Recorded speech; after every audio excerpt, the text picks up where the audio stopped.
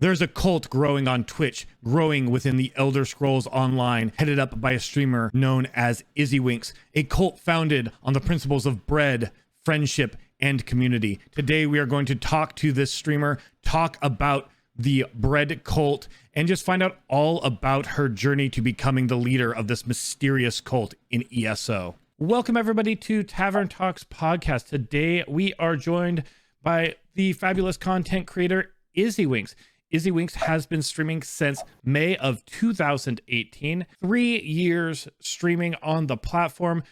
Very excited today to get to know Izziwinks a little bit better. We're just going to kind of start off some kind of general getting to know you questions, Izzy. But first off, thank you so much for being here. Thank you for having me. As streamers, we all have goals. Sometimes those goals are numerical. Sometimes those goals are personal. Just curious, how have your goals changed from what you might have had as you were starting to where you're at now? To be honest, I feel like I didn't really have any goals when I started.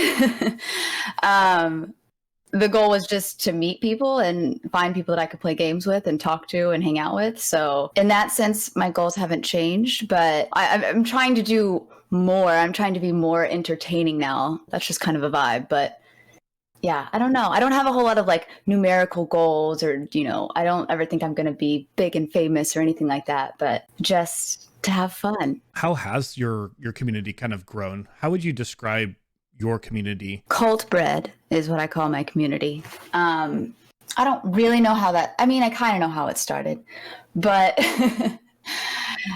bread is not really, I love bread. Don't get me wrong. I like bread and I like eating bread, but I struggled for a long time. I wanted there to be this thing that I could refer to. There's this like almost marketing to streaming where it's like you want to have things that you can identify and other people can identify with. I guess I was playing ESO and I just noticed that the characters kept like holding loaves of bread and I thought it looked really hilarious. So I don't know. That's where we came up with the cult bread thing, but it's not necessarily a deep, undying love for bread. It's just something that we can all like spam in chat and talk about and say we're in a cult together and, but it's more just about people that like each other, that are friendly, that are good people hanging out. So I feel like that's the vibe of the community. Might not be that you have a pure love of bread, but it's really great because anybody who joins going to see the bread emotes, going to hear you talking about cult bread, and they're going to have a jumping off point. I think that's really great for forming a community. Circling back. Definitely a cult. Definitely a cult.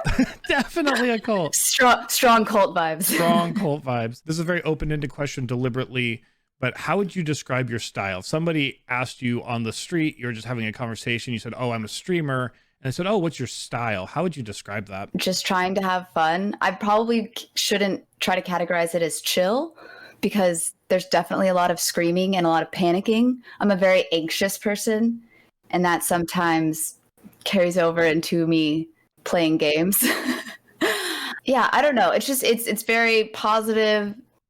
People having a good time, hanging out, just trying to laugh and enjoy each other. I play ESO and I'm a perfectionist and I'm a completionist and I have a spreadsheet with all of my dungeons and I know that the only vet dungeon I haven't done is their Mazurlock, and I like the game and I do enjoy the game a lot, but if I can't beat something or I know that I'm definitely not that great at the game, so it's not me trying to be like the best at the game because I know I'm definitely not and I never will be. But you started with a different game, but your main game right now is the Elder Scrolls Online. I'm really curious, what made you make the transition to Elder Scrolls Online, and why is Elder Scrolls Online the primary game that you stream? I was playing Counter-Strike for probably close to 2 years and really burned myself out on it. I was watching YouTube and I saw a video of Jenna Marbles like showing off her house in ESO, and it just looked entertaining. So I downloaded it and I started playing, and immediately it was just a game changer for me. I mean, the community was so welcoming and nice and kind. It's very juxtaposed next to CSGO, where it's a little bit more toxic and not as, I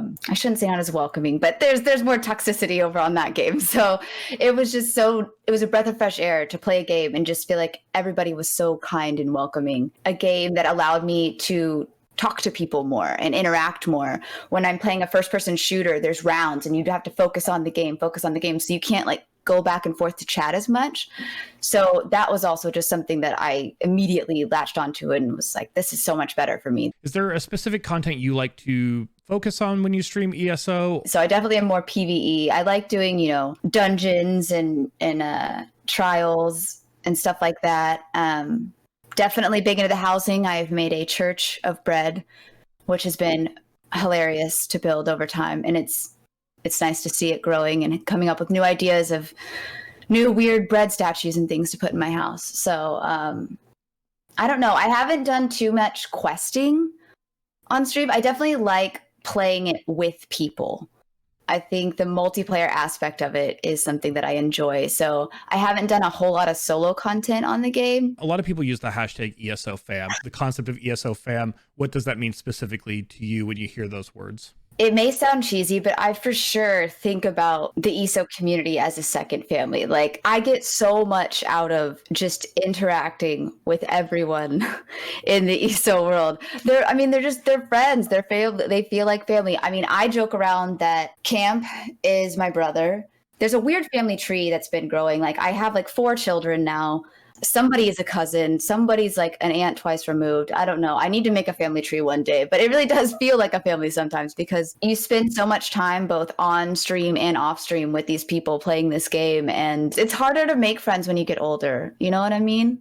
And so to have this kind of outlet that allows me to do so is just amazing. So hashtag ESOFam is very much real and amazing.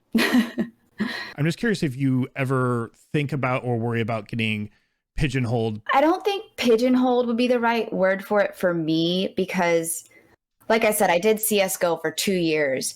And when I switched, whether it was I started doing art streams for a little while, but then especially when I made the move to ESO, I lost a lot of people that I would have called, like regular viewers or friends, people that I knew and had spoken to and hung out with for, over a year, disappeared because they didn't like ESO and they didn't really enjoy that content that of watching me play that. And so it's hard because I'm really bad with coming to terms with the fact that I can't please everybody. So I just have to do what I think is best and what I'm enjoying. Because like I said before, if I'm not having a good time, nobody's going to want to watch that. Nobody's going to want to interact with me if I'm clearly miserable on stream. So I don't really feel pigeonholed.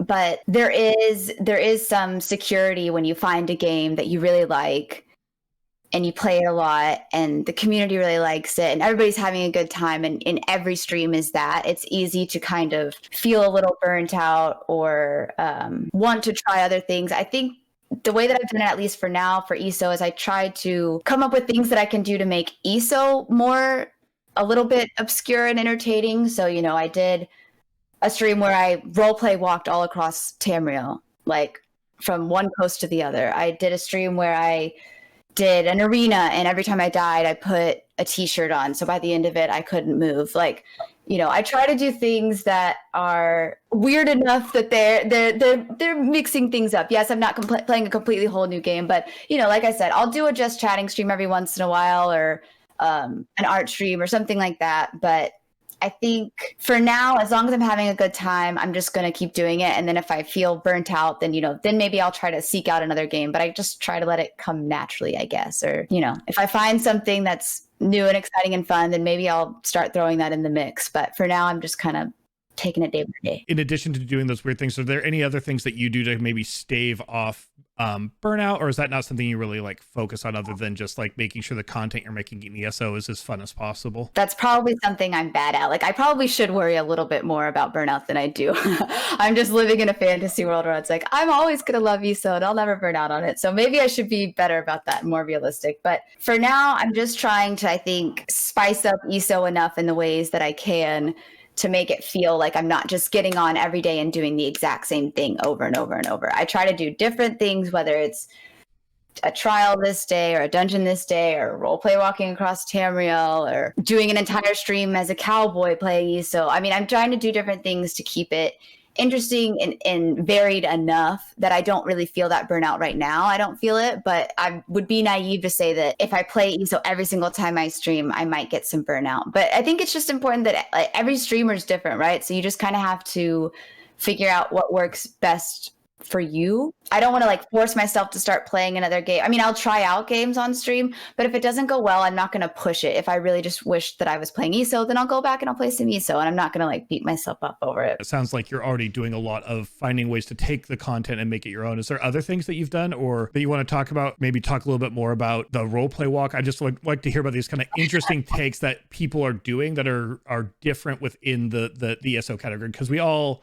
are doing the same content, but we're doing it in different ways. I feel slightly weird talking about my content sometimes because I'm not trying to sound like I'm super creative or doing anything that's like mind blowing. I'm trying to do things that I would watch and find entertaining. I have a bunch of channel point rewards that are like, you know, I put on like it's Cowboy Izzi or Auto Tune Izzi, and like I, you know, put on a cowboy outfit and I sing an auto tune for the next 5 minutes. I just kind of wait until I have a really weird like fever dream about something and I'll go, okay, let's do that on stream. I mean, the role play walking thing, I don't know. I had a weird dream and I was role play walking and it was funny. And so I woke up and I was like, I should try to role play walk across like the entire like coast to coast of Tamriel. So I did that and it was a hilarious time. And like so many people could come in and walk with me. And so we had a massive group of people walking across Tamriel. I don't know, if I can think of something funny that seems a little obscure and a little out of the box, then why not give it a try? And a lot of times those things fail and they don't work out and they're not funny at all. There was a time where I tried to do a baker thing and that was horrible and I will never do it again.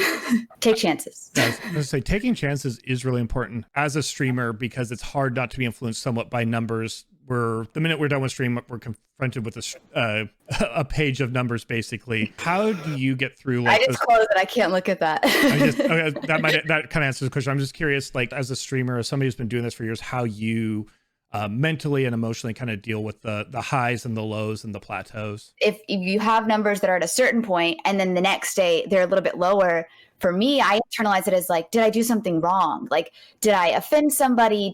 Was I not funny? Did I not entertain? Was I boring? You know, you just start internalizing it as like negative thoughts, or at least I do. I feel like I have to try my best to kind of not look at the number side of things ever, just because it will make me think badly of myself and in an unhealthy way, right? I mean, there's always time for like self-reflection and constructive criticisms and wanting to be better and wanting to fix things or do things differently. But I think the numbers game can be very poisonous to somebody who is maybe got self-esteem issues and anxieties, and a panicked person like me, it's probably not best. So I try to just not look at that stuff and just, you know, keep doing what I'm doing and hope for the best and hope that everything else is fine. Moving on to content, there's all sorts of different ways we create content off stream. Obviously there's a lot of advice that says creating evergreen content. So content on like TikTok and YouTube is the best way to kind of grow yourself on Twitch. I'm curious, with so many forms of content out there from TikTok, YouTube, Instagram, Twitter, and even I would consider Discord in a way content, because Discord is a way we connect with our communities.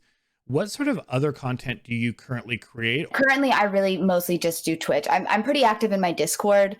I post to Instagram every once in a while, but I'm mostly just streaming on Twitch. I think the one thing that I do spend a lot of time on outside of the actual stream, it ends up being on stream, but it's like I make really intense be right back videos. I spend a lot of time filming and editing those, and it's essentially almost like a 4-minute YouTube video, but I put a lot of time and effort in that, but it ends up just being my be right back screens when I'm on Twitch. So I would love one day to do more on like YouTube, especially. I don't know, something bizarre. I'll have a fever dream and I'll make a video about something one day maybe, but it's something that I want to do. If I were to have an actual goal that's not just me like saying I just want to have a good time with my hobby, it would probably be that like one day I'd like to get more involved on YouTube, but I just haven't made the leap yet. I haven't made enough effort yet.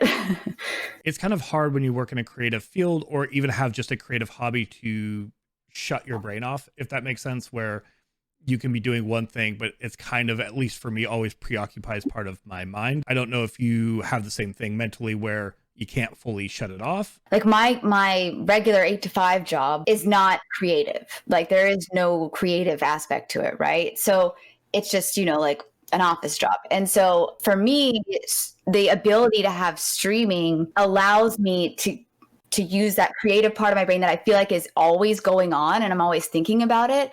So it's allowed me to kind of funnel those thoughts and their urges and allow them to put them out there into the world. So for me, it's just like streaming is a good thing because I probably would have all of those like things going on. My mind would not be shutting off anyways, but at least now I'm kind of like getting some of that creativity out, that desire to entertain, that desire to create. I'm getting it out with streaming. And so, you know, for me, it's just thus far been like really, really good, healthy, and beneficial for me. So, because I don't think my mind would shut off anyways. I think if I didn't do streaming, my mind wouldn't be shut off, but it would all be inside of my mind. Like at least now I'm getting it out a little bit.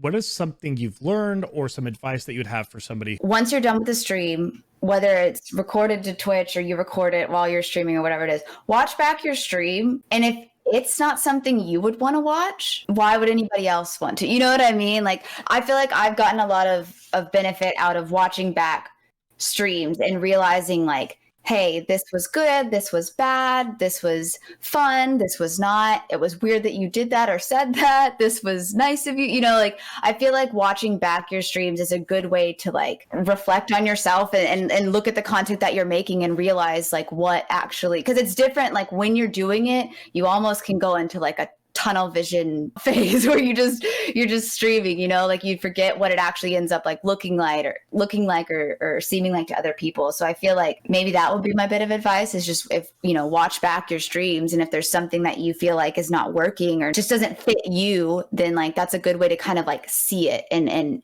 pinpoint it and analyze it. You know, we have some questions. The Camp Robber asks, when are we getting a bread disco? And how can we help make that happen? I used to do discos on my stream. The music was copyrighted. That was a long, long time ago. So I just need to find some good copyright-free disco music. The next question comes from Rosliv. Do streamers get mad if people stop coming to stream if they change game? I never, ever get mad if anybody stops coming to stream, stops hanging out, just kind of, you know, disappears or anything like that, because people have their own lives. Like, you don't know what's going on in someone's life. So I never, ever get mad or take offense to somebody not wanting to watch my content, especially if my content changes. That's even more reason for somebody to not watch me anymore. So I never get mad. I think the only thing that hurts sometimes is I get upset when people take a change like that or something to like send me like messages and tell me that I'm like a crappy person for making those decisions.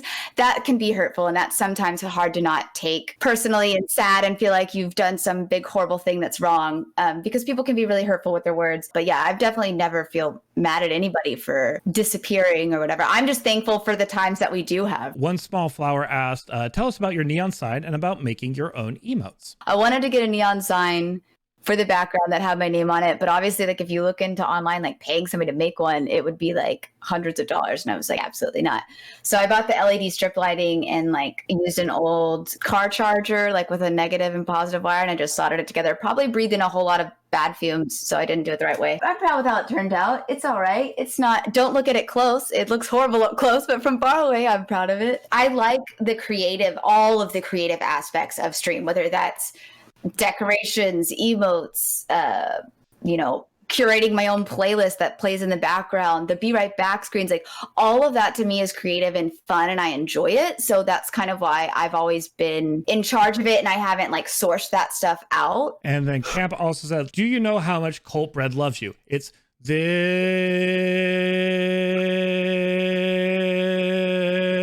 much. I try to get every I in there. I'm so incredibly thankful for every person that is in Colt Bread. And I feel like I just sound stupid when I try to say that out loud, because it doesn't really feel, words don't feel like enough to express how much that this community, my little bread cult community has meant to me, how important they are and how much I love them. So I love them this much. I hope they know that. So the next question I have before we start really wrapping things up is, what is next for Izziwinks? That's a hard question to answer because I don't have big specific goals in mind. I think that I just want to continue to stream. I want to continue to have a good time, and I want to continue to come up with more like ridiculous ideas that I can do on stream and have lots of laughs about. Like, if I could have a goal for the future, it would just be to laugh more. So like, I'm going to try to come up with some stuff that I can do to make to make my content make me laugh more and hopefully in turn make some other people laugh. If you can let people know where they can find you. I'm streaming on Twitch Wednesdays, Fridays, and Sundays at around 7-ish. Twitch.tv/Izziwinks. Thank you again. Really appreciate you being here on Tavern Talks. It was great getting a chance to chat with you. Thank you for having me. Like I said, I don't feel worthy to be here, and I'm just glad that you invited me. I really appreciate it. I hope you enjoyed our Tavern Talks this week, where we met with Izziwinks. We learned all about her journey in streaming, about forming up #CultBread, and just the love that our community and her share. So it was an amazing episode. Thank you for tuning in. You can take a moment now to like the video, leave a comment, and subscribe. It would really help out as we continue to grow the podcast.